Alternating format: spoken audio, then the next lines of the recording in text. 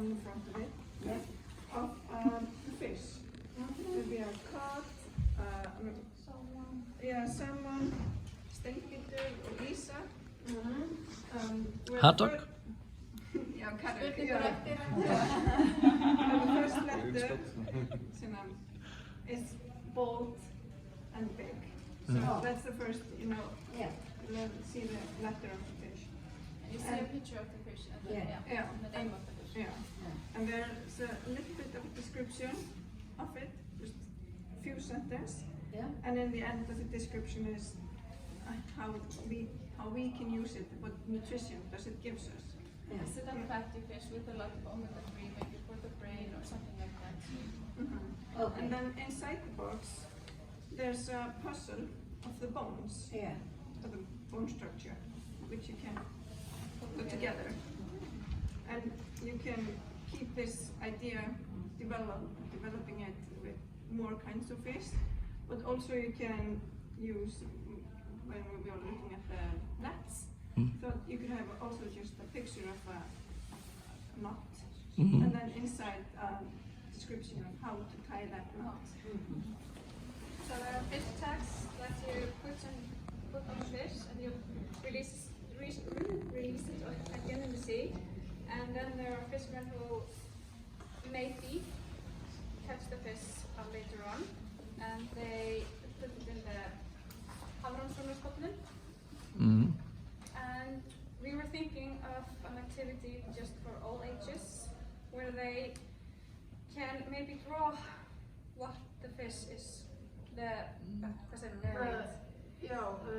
how far it goes and which way, and you can also add to it. You can also ask the students to draw up Iceland and draw in the way the fish is going. And then we were thinking maybe in a group we would do research on the real length the fish would go, and put it on the first one so they could see maybe it's way longer than they think, or maybe it's way smaller or less. And also for the older students, older kids, you can also let them dig in and do a little search on the internet to find out, maybe write something about each fish or species or whatever. So you can always add to it.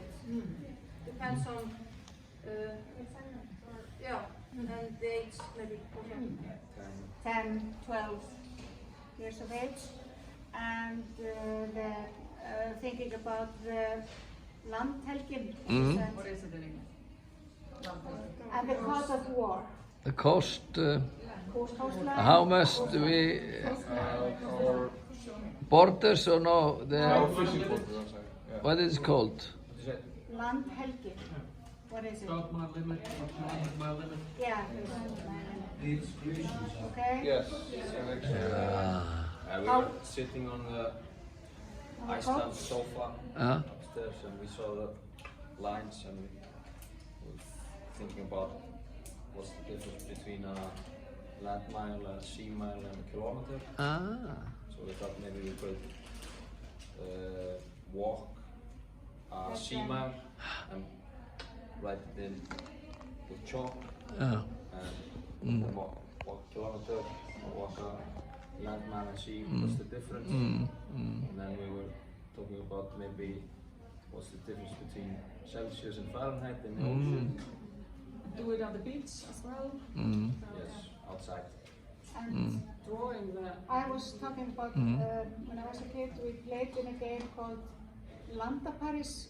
I don't know if you know it.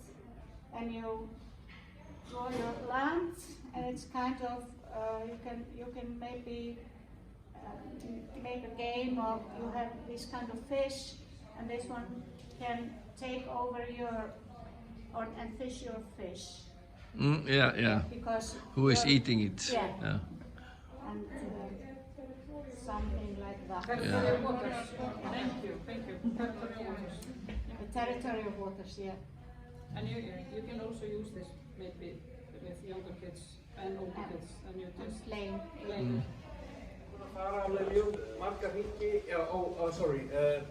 We have been thinking. You have gone many circles. And we haven't come up with an activity like measuring kilometers and miles, etc. But Alina came up with a very good idea that can apply to basically all ages. You can go down to kindergarten with this, and up to like the old folks' home.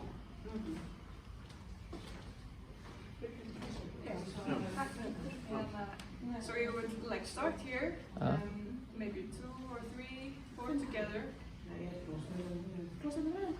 Já, bara skellið ykkur í gegn, sko. Já, já, þið eru bara frábærum stað. Ég er fylgjast með tískunni. Já.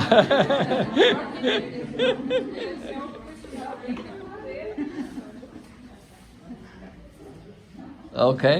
And each group would have a ship, and they would think about what they have to take with them when they go out on the sea. Like, So we're here. Before we enter the museum, every group has a boat or a ship, and they have to think carefully and make a list of every item that they have to bring with them. Oh, that's a beauty. It could also be revisited when we come down to the museum to see if you want to change your ideas. Did you miss anything? Is there something you don't need and actually it's going to be in the way? A boat workshop.